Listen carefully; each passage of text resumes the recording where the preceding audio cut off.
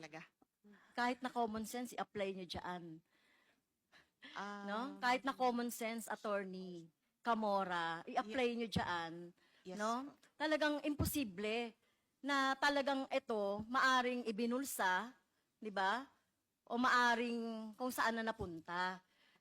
The possibility, the improbability, physically, nung pagbabayad ng SDO, nito doon sa mga binanggit natin ano na kung ito man ay reward or whatever or reward.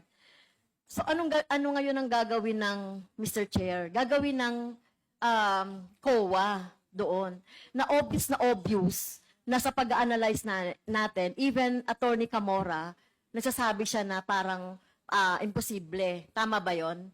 In one date, in one day, in different places, magagawa ba ng SDO na pumunta para bayaran yung mga sinasabi natin na dapat na bayaran in a day? Sabi nyo kanina at sabi natin kanina no, imposible. So that is yung ano no sa pagre-review ninyo nung ipinasa ng mga acknowledgement receipt, etc. So Mr. Chair, ang tanong dito kasi hindi lang tayo matatapos na ito na yung nangyari, parang nakakatawa na talaga eh. Ano yung SDO na yon, Mr. Chair? Lumipad mula sa isang lugar patungo sa isang lugar in eight places lumipad. Kung siya lang talaga yung nagdi-disburse. So talagang ano no, talagang parang pinapatawa tayo, no? Pinapatawa ang taong bayan ng Office of the Vice President na nagagawa ito. No? So ano ngayon ang gagawin ng COA? Are you still going to accept those acknowledgement receipt or those na mga disbursement na tingin natin ay panloloko lang, niloloko na tayo, 'di ba? Niloloko tayo, taong bayan.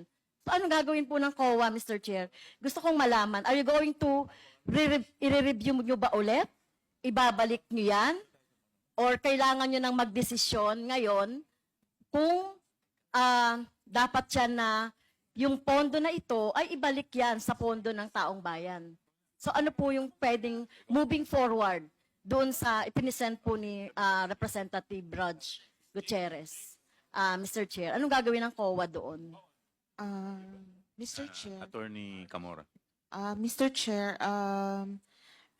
actually we are thankful to the ayun nga po, to the body for pointing this out to us, since for us naman po as auditors we presume this as yung regular ano po, but since these things have been pointed out, I think we will be basing our reviews na based on what we have discussed here in this hearing.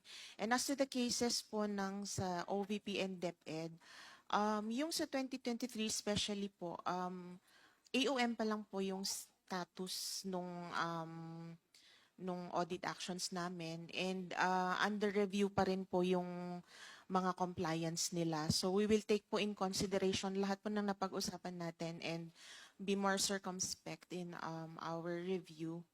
Although mahirap since yun nga po marami pong transactions, but moving onwards siguro po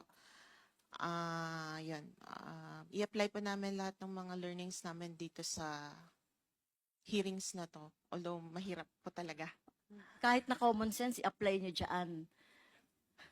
No? Um, Kahit na common sense, attorney, Camora, i-apply nyo dyan. Yes No? po. Talagang imposible na talagang ito maaring ibinulsa, di ba? O maaring kung saan na napunta.